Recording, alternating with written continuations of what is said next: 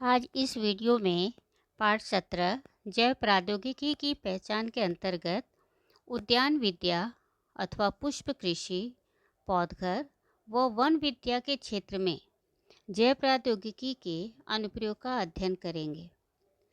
आज के समय में जनसंख्या वृद्धि के कारण दिन प्रतिदिन वनों की संख्या कम होते जा रही है, जमीन बंजर होते जा रहे हैं। ऐसे समय में छोटे या बड़े प्रमाण में बगीचे लगाना आवश्यक है। वनस्पतियों को, जंगलों को पुनर्जीवित करना जरूरी है। बंजर जमीन पर वृक्षारोपण करके वन तैयार करने की आवश्यकता है और इन सभी उद्योगों के लिए पौधघर की आवश्यकता होती है। पौधघर में बड़ी संख्या में पौधों की आवश्यकता होती है, तो इन पौधों की संख्या में वृद्धि के लिए उत्तक संवर्धन तंत्र का उपयोग किया जाता है।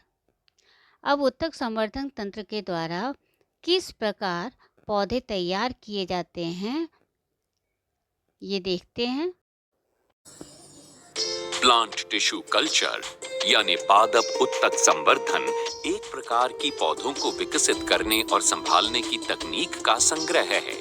उत्तक संवर्धन तकनीक या पद्धति है जिसे पौध कोषाणु की वृद्धि के लिए नियंत्रित परिस्थितियों में उपयुक्त माध्यम में विकसित करते हैं। इस पद्धति का इस्तेमाल क्लोन पौधे यानी पौधों के समान पौधे विकसित करने के लिए किया जाता है।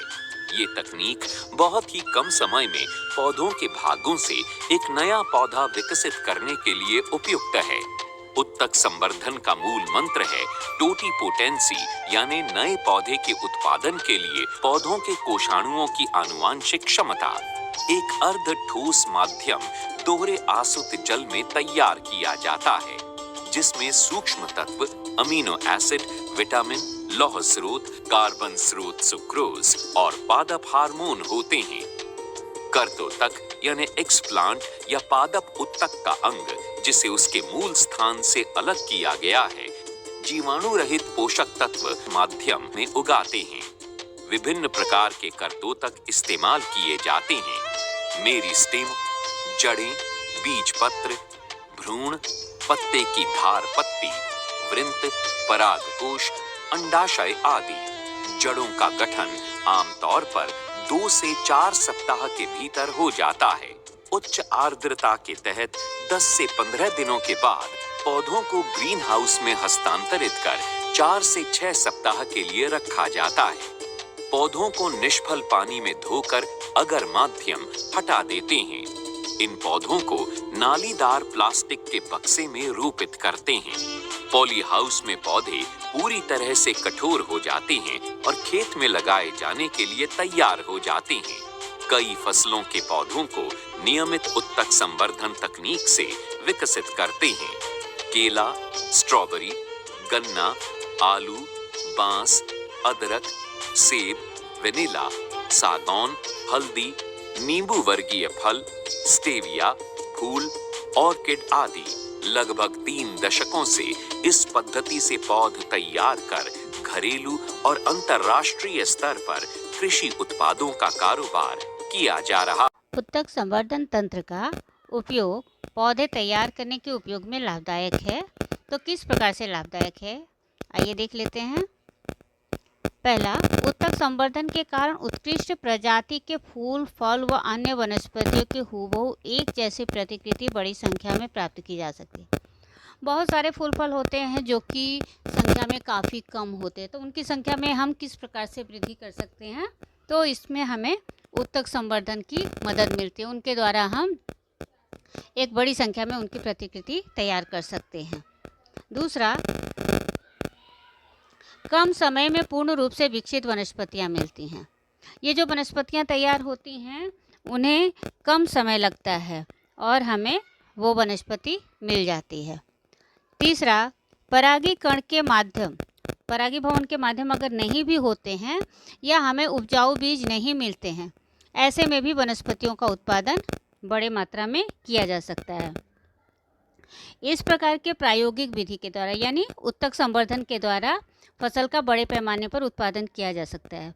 उदाहरण के लिए जैसे आर्किड है, घटपर्णी है, ड्रासेरा है, ये सब वनस्पतियाँ जो होती हैं इनके प्राकृतिक रूप से बीज से उत्पन्न नहीं होती हैं, परंतु इन्हें उत्तक संवर्धन द्वारा आसानी से उगाया जा सकता है। आर्किड, ड्रेसेरा जैसी वनस्पतियों के बीज अंकुरित नहीं होते, पर उत्तक संवर्धन से इनकी निर्मित सरल रूप से संभव है। चौथा है बायोरिएक्टर। बायोरिएक्टर क्या होता है? ये देखिए, ये आकृति जो है ये बायोरिएक्टर की है।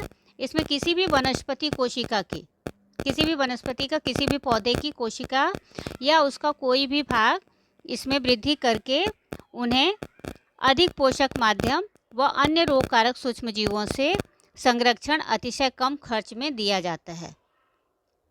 इसके द्वारा भी हम पौधों की निर्मित कर सकते हैं। बड़ी संख्या में पौधों की निर्मित करने पर बायोरिएक्टर का उपयोग लाभदायक होता है।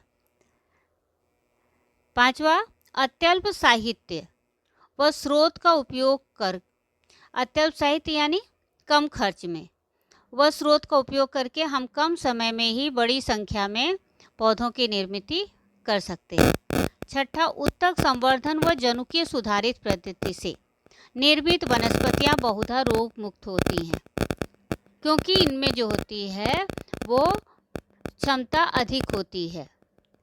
वो उपद्रवी कीटक हों, चाहे रोग जंतु हों या रासायनिक अपीड़नाशक हों, उनका विरोध करने की इनमें क्षमता होती है। विभाजीय उत्तक संवर्धन मिले हुए पौधे विषाणु मुक्त होते हैं, और ये क्षमता होने के कारण वो विषाणु मुक्त होते हैं। पारंपरिक पद्धति से 2 या 2 से अधिक प्रजाति के संकर बनाकर तैयार किए गए भ्रूण में कुछ कारणों से पूर्ण वृद्धि नहीं हो पाती, लेकिन हम उत्तक संवर्धन से उसमें भी वृद्धि कर सकते हैं। आठवां, दुर्लभ व विलुप्त हो रही वनस्पतियों की। कुछ वनस्पतियां ऐसी हैं जो अब समाप्त होने की कगार पे हैं, तो ऐसी वनस्पतियों की किसी भी भाग से, उनकी कोशिका हो या उनका जड़ हो या उनकी पत्तियां हो, उनके उत्तक संवर्धन द्वारा वृद्धि करके उनका अस्तित्व कायम रह सकते हैं। इसके अलावा वनस्पतियों के भाग, बीज उत्तक संवर्धन से सुरक्षित रख सकते हैं और उस प्रजाति का संरक्षण किया जा सकता है। तो ये तो था वनस्पतियों में उत्तक संवर्धन। अगला क्वेश्चन है, पौधघर उद्योग से और कौन कौन से उद्योग विकसित किए जा सकते हैं? पौधाघर उद्योग हमने अभी देखा, तो पौधाघर उद्योग से कृषि पर्यटन का विकास हो सकता है। जैसे हम जहाँ पे कृषि पर्यटन केंद्र होते हैं वहाँ पे इनका विकास कर सकते हैं, बहुत सारे पौधे लगा सकते हैं। इसके अलावा औषधीय वनस्पतियों के बाग बना सकते हैं, क्योंकि औषधीय वनस्पतियों की काफ़ी ज़्यादा आवश्यकता है इस समय। कृषि पर्यटन और चिकित्सीय पर्यटन के लिए भी प्रयत्न किया जा सकता है। वनीकरण और पौधे की रोपाई, इसके लिए हम लोगों की मदद ले सकते हैं, जिससे लोगों का क्या होगा, बाग बगीचा लगाने में रुचि भी लगेगी और लोगों को आर्थिक मदद भी मिलेगी। लोगों को ये जो पौधों की संख्या ज़्यादा हो जाएगी तो उन्हें हम उत्तम बीज दे सकते हैं, कम मूल्य पर ही उनको उत्तम बीज उपलब्ध हो जाएंगे, और लोगों को वनस्पति विज्ञान की भी जानकारी दी जा सकती है। तो इस प्रकार से हम पौधघर उद्योग का उपयोग कर सकते हैं। दूसरा है, भीड़ भाड़ वाली जीवन शैली से परेशान लोग छुट्टी में मनोरंजन के लिए कौन सी जगह पर जाना पसंद करते हैं? कौन सी जगह पर आप जाना पसंद करते हैं? रिसोर्ट में। तो वैसे रिसोर्ट होने चाहिए जहाँ पर कि जो कि कृषि पर्यटन केंद्र हो। वहाँ पे जाने से क्या होगा कि आप विभिन्न प्रकार के पौधों के बारे में जानकारी भी प्राप्त कर सकते हैं और साथ ही साथ अपना मनोरंजन भी कर सकते हैं। तो अगला जो हम टॉपिक पढ़ेंगे वो हमारा टॉपिक होगा कृषि पर्यटन।